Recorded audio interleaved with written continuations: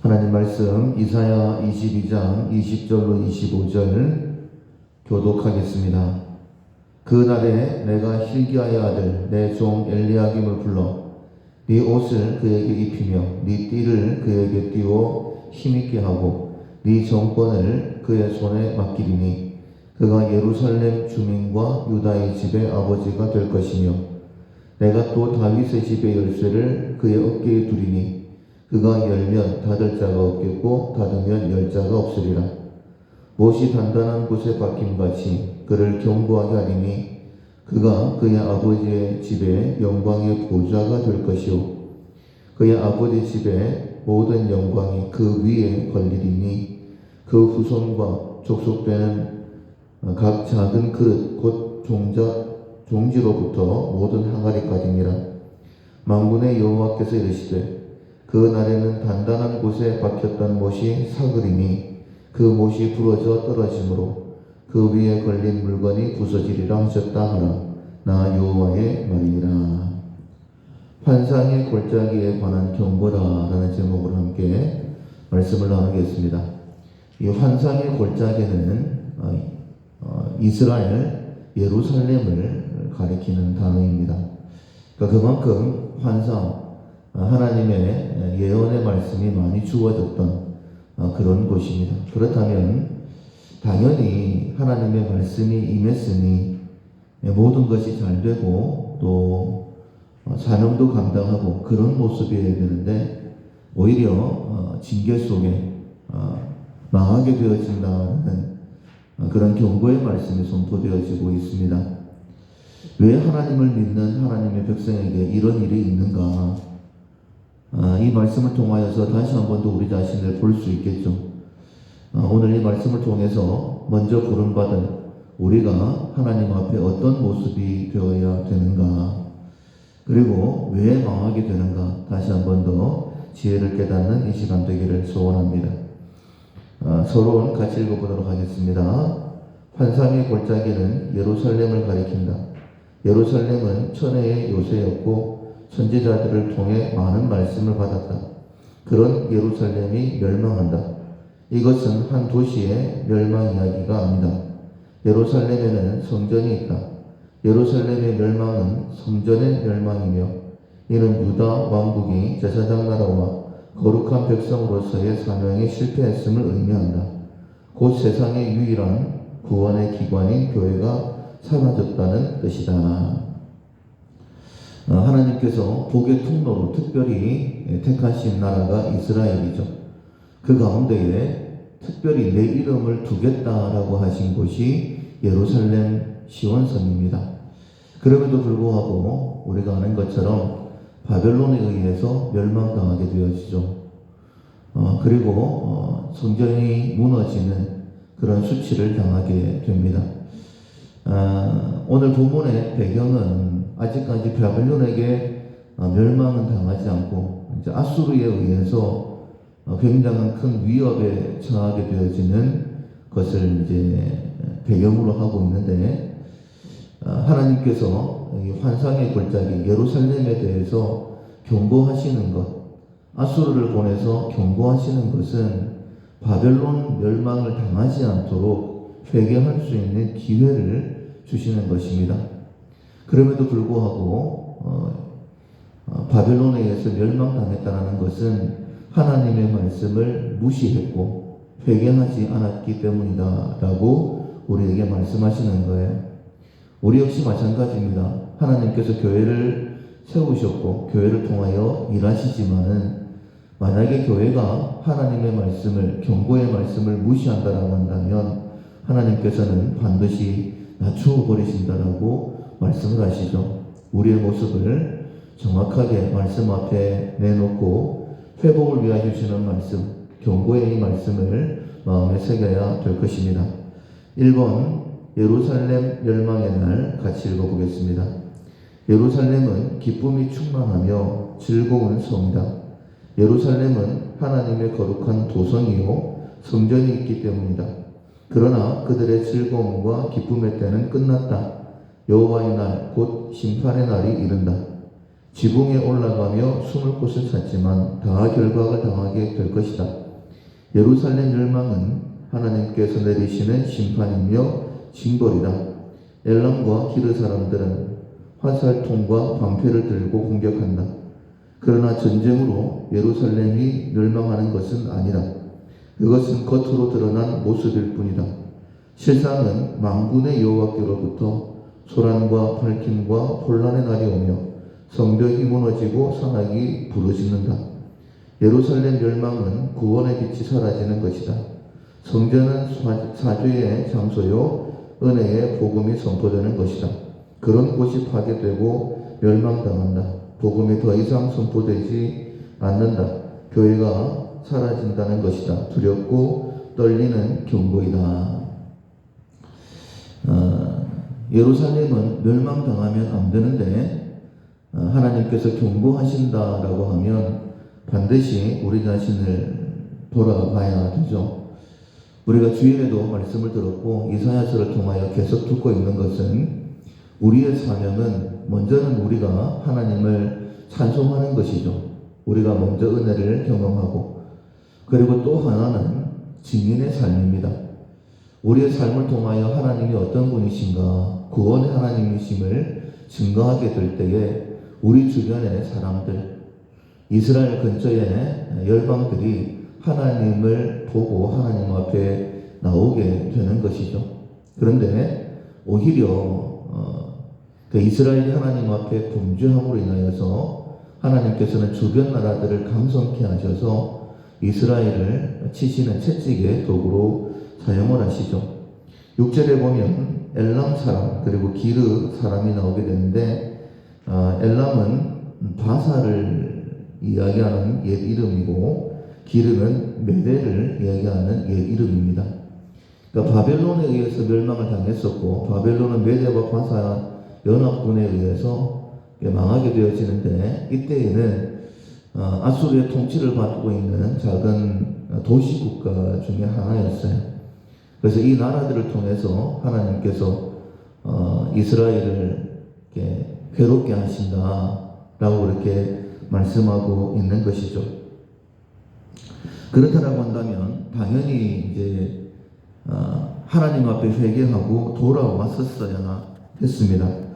그런데 우리가 역사적으로 이제 알고 있는 것처럼 아수르가 쳐들어왔을 때에 하나님 앞에 회개하는 모습은 그들에게 없었죠. 9절 이하에 보면 너희가 다윗성에 무너진 곳이 많은 것을 보며 너희가 아랫못에 물을 모으며 또 11절 보면 너희가 또 옛못의 물을 위하여 그러니까 수로 공사를 하고 있는 거예요. 전쟁이 일어나게 되어지면 그러니까 물을 공급하기가 힘들겠다. 그리고는 이제 수로 공사를 하게 되어지고 또 10절에 보면 예루살렘 가옥을 개수하며 그 가옥을 헐어 성벽을 견고하게 하며 성벽을 더 견고하게 해야 되겠다. 이런 세상적인 방법만을 가지고 그렇게 문제를 해결하려고 했다라는 거예요. 여러분, 우리의 삶에 어려움이 생기고 무너진 부분들이 있을 때에 거기에만 집착하게 되어지면 결코 하나님의 은혜를 경험할 수 없습니다. 경고하시는데 하나님 앞에 돌아와야 되는데 그렇지 못하고 우리의 마음이 여전히 교만한 모습이 이스라엘의 모습이며 우리의 모습이다라고 말씀하시는 것이죠. 그때 하나님께서 해결 방법을 말씀하시는 것이 12절부터 이제 14절까지의 말씀인데 우리 이번 회개 요청에 단식으로 답하는 예루살렘 같이 읽어보도록 하겠습니다. 예루살렘의 멸망은 갑자기 이른 것이 아니었다. 하나님은 선지자를 통해 수없이 많이 말씀하셨다. 마지막까지 은혜를 베푸신다. 통곡하며 애곡하며 머리털을 뜯으며 굵은 배를 띠라고 경고하셨다. 그러나 돌아온 답은 기뻐하며 즐거워하여 소를 죽이고 양을 잡아 고기를 먹고 포도주를 마시면서 내일 죽으리니 먹고 마시자라고 한다. 회개를 요청하는 하나님을 향하여 잔치로 답하는 예루살렘의 모습은 충격 그 자체이다. 우리 자신과 교회를 돌아보자. 예루살렘의 이 완악함을 기억하자. 슬퍼할 때에 슬퍼하며 기도해야 할 때에 기도해야 한다. 회개할 때 회개하고 엎드려야 할 때에 엎드려야 한다. 지금은 나와 온 교회가 엎드려 기도할 때이다. 교회가 세상으로부터 조롱받고 있다. 지금이야말로 회개하고 돌이켜야 할 때이다. 교만은 패망의 선봉이다. 하나님께서 이스라엘이 회개할 수 있도록 그들에게 기회를 주셨죠. 그런데 이제 아수르가 공격해 들어오면서 하나님 앞에 돌아와서 회개를 해야 되는데 오히려 수로공사다, 아니면 성벽을 더 재건해야 되겠다, 이렇게 할 때에 12절에 보면 이제 하나님께 주시는 답입니다. 그날에 주 만군의 여호와께서 명령하사 통곡하며 애곡하며 머리털을 뜯으며 굵은 배를 띠라, 이렇게 말씀하시는 거예요. 너희들이 그런 것만으로서는 안 된다라고 말씀하시는 거죠. 회개해야 된다라고 말씀을 하시는데 오히려 이 이스라엘 백성들은 어떻게 반응을 했느냐. 13절에 너희가 기뻐하며 즐거워하여 소를 죽이고 양을 잡아 고기를 먹고 포도주를 마시면서 내일 죽으리니 먹고 마시자 하는도다. 정말 기가 막힌 그런 반응이죠. 어차피 내일 죽을 거 먹고 마시고 즐기다가 죽자, 이렇게 이야기를 한다라는 거예요. 그때 하나님께서 이렇게 말씀을 하십니다. 14절에 만군의 여호와께서 친히 내 귀에 들려 이르시되 진실로 이 죄악은 너희가 죽기까지 용서하지 못하리라 하셨느니라. 하나님께서 회개의 기회를 주셨을 때에 그것을 무시하게 되어지면 하나님께서 반드시 징벌하겠다라고 말씀하시는 것이죠. 만약에 회개의 기회를 주셨는데도 불구하고 돌이키지 않는 것은 하나님을 조롱하는 것이 되어집니다. 마가복음 3장 29절에 보면 누구든지 성령을 모독하는 자는 영원히 사하심을 받지 못한다라고 말씀하셨어요. 그러니까 우리로 하여금 회개해야 된다라고 깨닫게 하시는 분은 성령 하나님이시죠. 그런데 그것을 무시하는 것은 성령의 역사를 무시하는 것, 그것은 영원히 사하심을 받지 못하는 것. 우리가 지난 주일에도 말씀을 들었지만은 죄의 삭은 사망입니다. 우리가 망하는 이유는 죄 때문이에요. 그런데 죄 때문에 멸망하는 것은 아닙니다. 왜냐하면 죄의 문제를 하나님께서 해결하셨기 때문에. 우리가 망하는 이유는 교만하기 때문이에요. 하나님께서 우리를 회개 자리로 불러주셨을 때에 하나님을 무시하고 회개하지 않기 때문입니다. 즉 다르게 말씀을 드리면 회개의 기회가 있을 때에 회개하면 회복된다라는 거예요. 하나님께서는 우리에게 구원의 길을 열어두셨습니다. 그런데 우리의 모습이 마치 아수르에게 공격당하고 있는 이스라엘 사람들처럼 그냥 우리가 할 만큼 했으니까 이제는 소를 잡고 양을 잡아서 먹고 즐기자, 어차피 죽을 것 같으면 즐기다가 죽자, 이런 마음으로 나아간다면 더 이상 회복이 없게 되어지는 것이죠. 나의 모습은 어떠한가? 하나님의 말씀 앞에서 정직하게 우리를 점검해야 될 것입니다. 3번 부패한 직분자 같이 한번 읽어보겠습니다. 한 국가의 몰락의 배후에는 관리들의 부패함이 따른다. 셈나는 국고를 맡은 중요한 관리였다. 그는 권세를 얻고 재산을 모아 자기를 위해 바위를 파고 묘실을 팠다. 국민들을 위해 섬기고 봉사해야 할 지도자가 자신의 부와 명예를 위해 치부하였다. 하나님은 그를 관직에서 쫓아내셨다. 그의 지위를 낮추시고 그가 판 무덤에 장사도 못하게 하셨다. 결국 결박을 당하여 이방에서 객사하고 말았다. 셈나는 한 국가의 관리이지만 그는 하나님 나라의 관리였다. 곧 직분자였다. 셈나를 대신하여 엘리야김을 세우셨다. 엘리야김이 다윗의 집의 열쇠를 가졌고 그가 열면 닫을 자가 없겠고 닫으면 열 자가 없다. 예수님은 교회와 관련하여 이 말씀을 인용하셨다. 부패한 직분자는 교회 타락의 원인이며 멸망의 표이다. 우리 교회 직분자들을 위해 기도하자. 고신교회의 지도자들을 위해 기도하자. 하나님께서 예루살렘이 또 이스라엘이 바르게 하나님의 일을 감당할 수 있도록 하나님의 일꾼들을 세우셨죠. 그런데 멸망할 때 보면 이 직분자들이 자기들을 위해서 살아가는 그런 모습을 봅니다. 제일 처음에는 이제 두 사람이 나오게 되어지는데 셈나와 엘리야김이죠. 이 셈나는 국고를 맡은 자였어요. 그런데 그 권세가 얼마나 대단했냐면 자기의 묘실을 왕의 묘실처럼 그렇게 꾸몄던 사람입니다. 하나님께서 낮추어 버리시죠. 그리고 난 다음에 엘리야김을 세우시되었는데 엘리야김 역시 마찬가지였어요.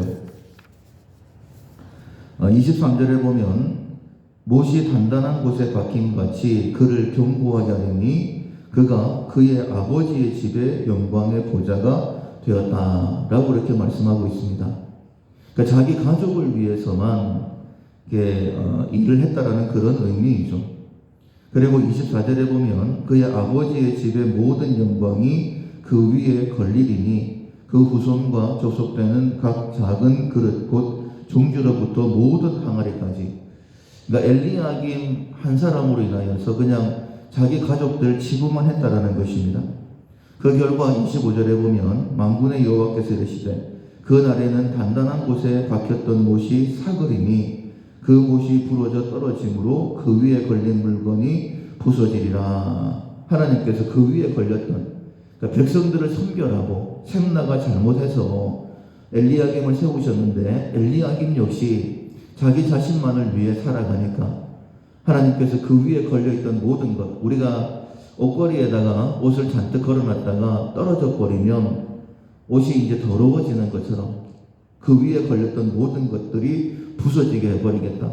그러니까 엘리야김이 부서지면서 그 위에 걸려진 모든 것들을 부서지게 해버리겠다라고 말씀을 하시는 거예요. 하나님께서 우리에게도 마찬가지입니다. 먹을 것, 마실 것, 입을 것 염려하지 말라라고 말씀하셨죠. 또한 예수님께서 우리에게 이렇게 기도하라고 가르쳤었습니다. 일용할 양식을 주옵시고 만약 우리에게 일용할 양식이 있다라고 한다면 그 남은 것으로 내가 누구를 섬길까 하는 것을 생각해야 됩니다. 그런데 팔은 안으로 굽는다고 우리는 우리 자신만을 생각할 때가 참 많이 있죠. 하나님께서 징계하심에도 불구하고 여전히 내 것만을 챙기는 그런 모습이 있습니다. 만약에 앞서 세우심을 받은 자들이 자기 자신만을 생각한다라고 한다면 더 이상 교회에는 희망이 없는 것이죠. 나는 과연 내 것을 가지고 누군가를 섬기려는 마음을 가지고 있는가? 하나님께서 섬기라라고 마음을 주실 때에 섬기고 있는가? 반드시 우리 자신을 살펴야 될 것입니다. 마지막으로 결론 같이 읽어보도록 하겠습니다. 예루살렘 멸망의 원인은 교만이었다. 통곡하고 애통하며 머리털을 뜯으며 굵은 배를 입고 회개하라는 하나님의 경고의 말씀을 듣지 않았다. 직분자는 부패하였고 백성들은 내일 죽으리니 먹고 마시자 하며 하나님의 경고를 무시했다. 교회의 멸망은 구원의 방주자가 사라지는 것이다. 우리 고신교회가 하나님의 경고 앞에 겸허히 무릎 꿇는 구원의 방주가 되도록 기도하자. 하나님 앞에 겸손하게 회개할 수 있는 먼저 우리 자신의 잘못을 정확하게 보고 회개하는, 그래서 우리가 구원을 받고 구원이 나로부터 시작되어서 내 주변의 많은 사람들에게 흘러가는 그런 복된 자가 될 수 있기를 주님의 이름으로 축원합니다. 아멘. 찬송가 337장 내 모든 시험 무거운 짐을